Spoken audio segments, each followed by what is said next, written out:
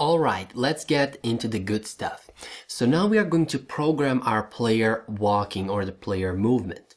Before that, I'm going to select our cloud one that's here in the scene and I'm going to resize it a little bit.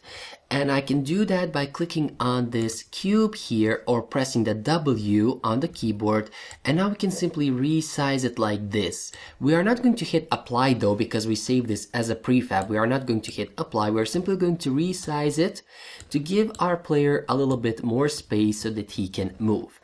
And we can also do that by simply, well, on this x-axis, moving it or putting a value that we want to put. We can also select or click on this game view here and we can change the resolution. And by the way, in order to put the resolution, and here my resolution is 480 by 800, you can click here. So click on the game view, then click here. And here you have these resolutions. Of course, these resolution I've added manually, so you can click on this plus button and you can name, so name the resolution. And here you can set the width and the height for that resolution. So for example, 480 by 800. This is the resolution that's going to be there. I already have that resolution. We can resize it like this, but I'm going to put it here. But I just wanted to show you how can you actually do that.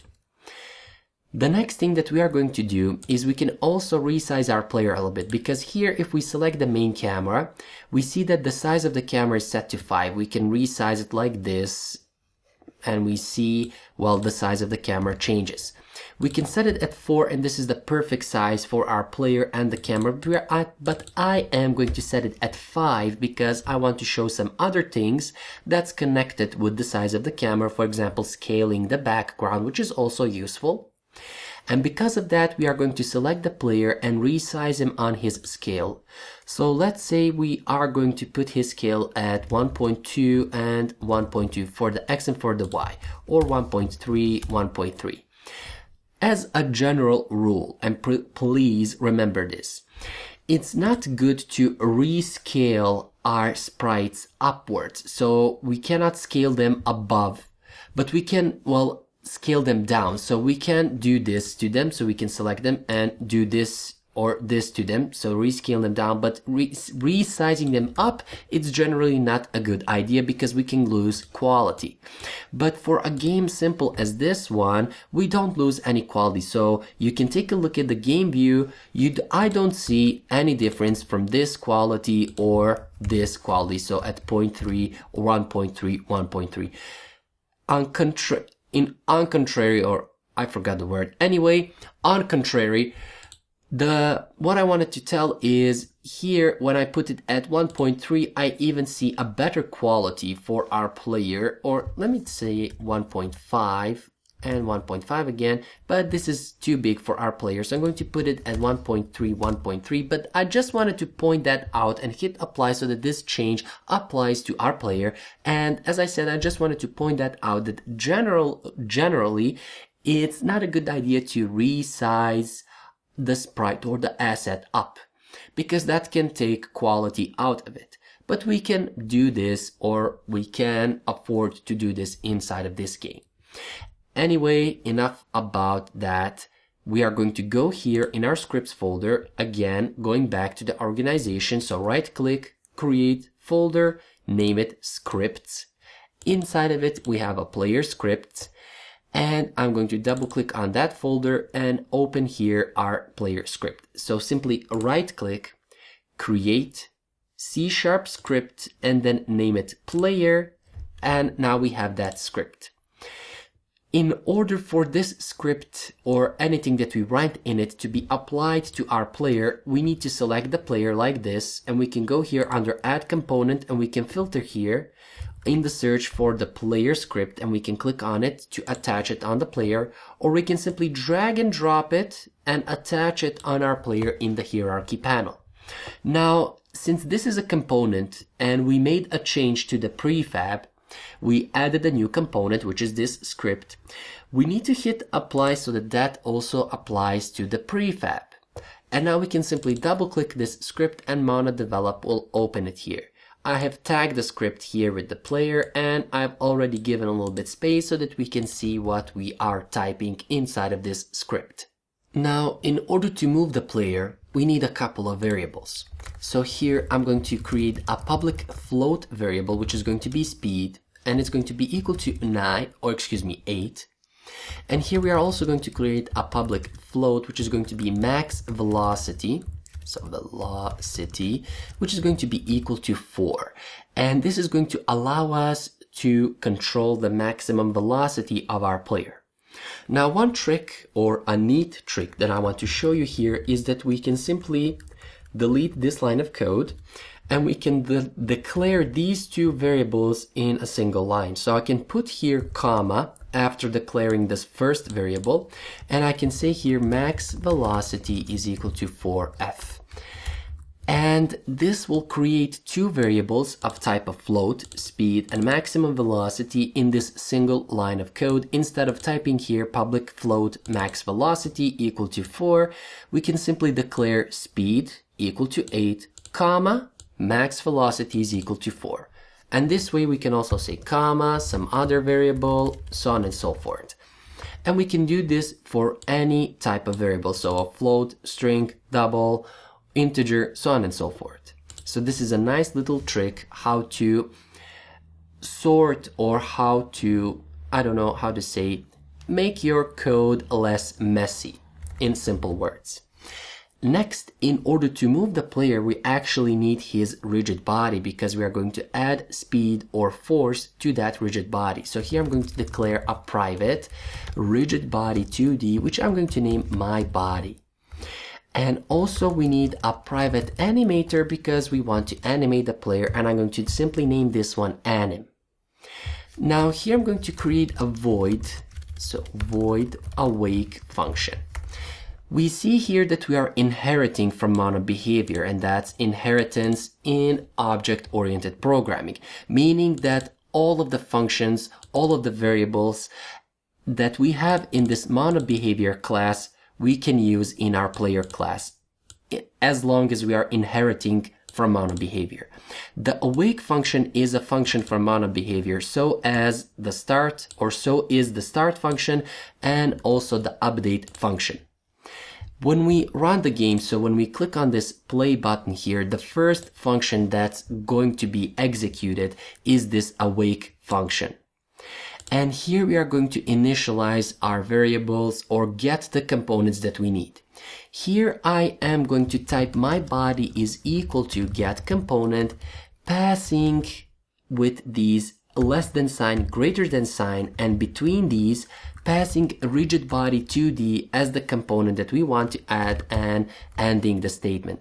This is going to get the component from the game object.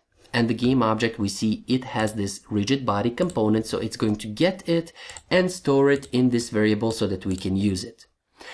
An alternative way how can we do this is we can type above this declaration for our variable. We can type, open these square brackets, type serialize field and close square brackets. And now we can go here, select the player, and in the script now we see that we have my body as a variable because we have declared it to be private. And if I comment this out, we declare the variable to be private, and it's not going to be visible here in the inspector panel, which we just see. We don't see our rigid body variable visible here in the inspector panel the same way as we see the speed and the velocity. Because we made the speed and velocity public, we see them in the inspector panel. Because this variable is private, we don't see it. But when we type this serialize field, then the variable will stay private. We cannot access it outside of this class, the player class, but we can see it here now in the inspector panel. And we can attach a rigid body, which is actually our player, so we can drag and drop him here. Because he has this rigid body component on him, it will accept it here as the rigid body, and it will actually be a reference to this rigid body that we have from our player.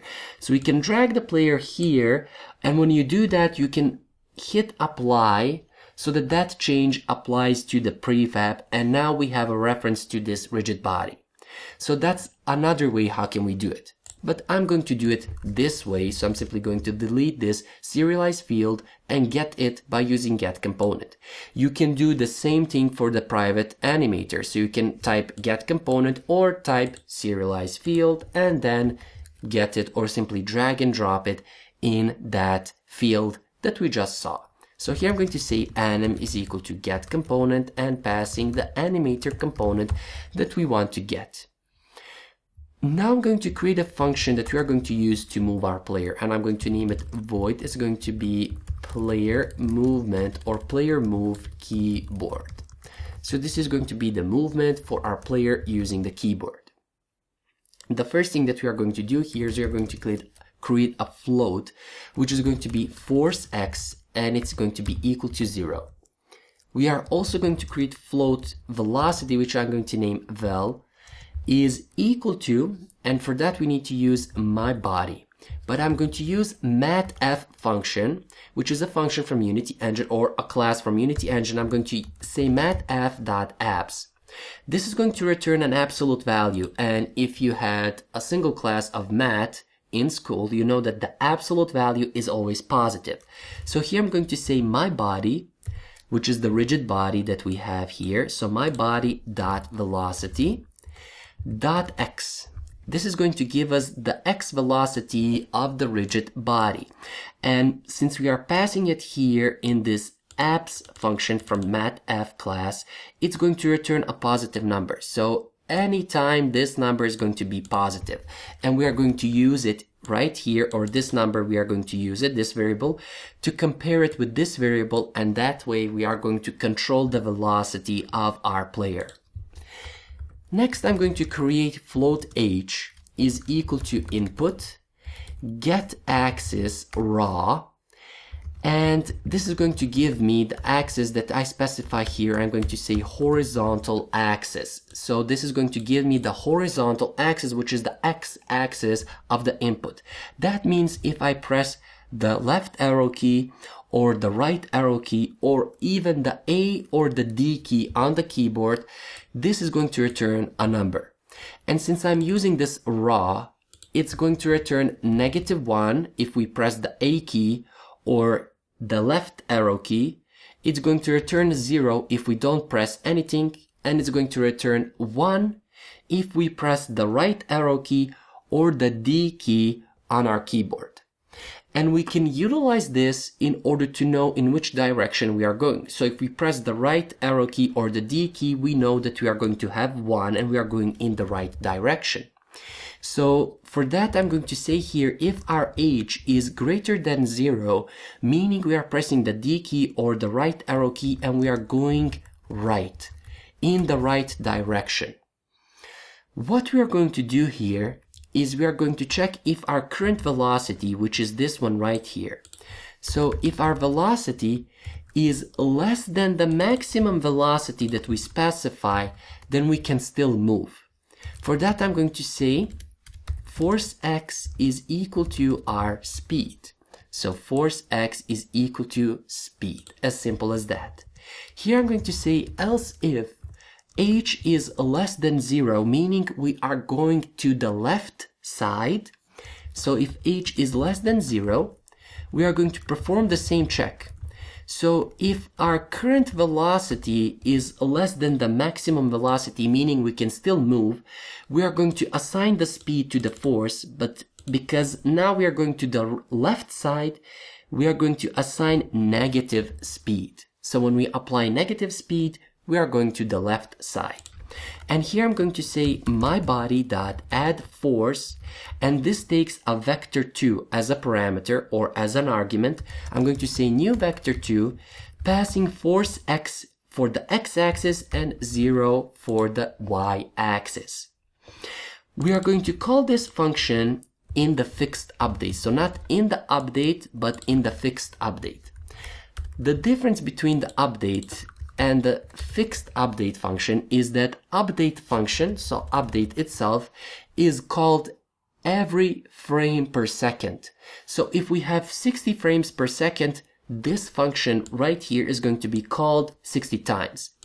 But fixed update is going to be called every couple of frames. So every third or fourth frame, we're going to call fixed update. And it's the best function to put the code that deals with physics. Now here we are dealing with physics, so we are applying force to our rigid body, so on and so forth, but this is a really small calculation which is not really important. We can even put it in the update, but I just wanted to point that out, that in the fixed update is the best function to put calculations that deal with physics. We can go back and we can test this out. So we have the script attached on the player and I can run the game now. If I move the player, we see that he is actually moving. But we see that his movement is not quite good. We can alter the speed here and he moves quicker. We can set the max velocity even faster and he moves even quicker. What we can also do is we can modify the mass of the player, the linear drag, and the gravity scale in order to get a smoother movement. So I'm going to put the mass at 0.1, linear drag at 0.4, for example, and the gravity scale at 5. And I can hit apply. And if I run the game now, we see that our player is moving even smoother. So when I'm moving him, he's moving even smoother. Now what we are going to do is now we see that our player is moving, but we don't see him animating. So how can we do that? Well, we can go here, and when we are moving left or right, we can simply say our anim, which is this one right here, getting the animator, we can say anim set bool. And why set bool? Well, if we go back and select the player and in the animator component, we set the boolean, or this walk parameter is a boolean. So we need to set the boolean parameter and his name is walk. So we need to go here and say set the boolean walk, comma, to be true, because we are going from idle to walk animation. And if I go here and select this transition, if you remember when I talked about these transitions, this is the condition. So walk is equal to true. We are going from idle to walk animation. So this is what we are doing here in our code. And we are going to do it the same thing here because here we are also walking. And now I can save this and I can go here and test this out. So if I run the game now, when we run, we are going to see our player running, which we see here. But when I stop moving, we still see the player running. We also need to set that animation back to idle when we are not moving.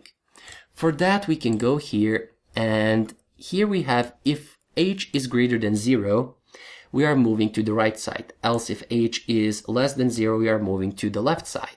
Here we can also say else, meaning any other condition. So if h is not greater than 0 or less than 0, we can say set bool walk to be equal to false, meaning that we are going to stop walking. So if I go back here and run the game, if I move, we see the player moving.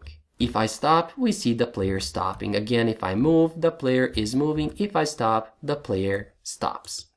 So again, here is the last condition. So if h is not greater than 0 or less than 0, meaning the h variable is equal to 0, we are not moving, then stop moving. Now what I'm going to do is I'm going to simply face our player. So now when I go right, player goes right, or he is facing right. If I go left, we see his back is facing left. I don't want that. What I want is when I select the player, I'm going to face him to the right side. But how can I face him to the left side? If I zoom here and select his scale, and for the x-axis, if I set it to be negative, he is now facing the left side. So we can do this in our code. So we can go back here, and here what I'm going to do is I'm going to say vector3 temp is equal to transform dot local scale. This is going to give me a reference to this scale right here. And I'm simply going to set it, our temp x, or the x scale, is equal to 1.3 for the x-axis because we are moving right. And I can say transform.local scale is equal to temp again, reassigning it back. And I'm going to do the same thing here for the negative, but here we need to say minus because he is facing the left side. And now I can simply go back here and hit play. And now if I'm going to the right side, he's going to the right side. If I'm going to the left side, he is going to the left side, which we see here. So again, going to the right, player is facing right, going to the left, player is facing left. And this is for our player animation.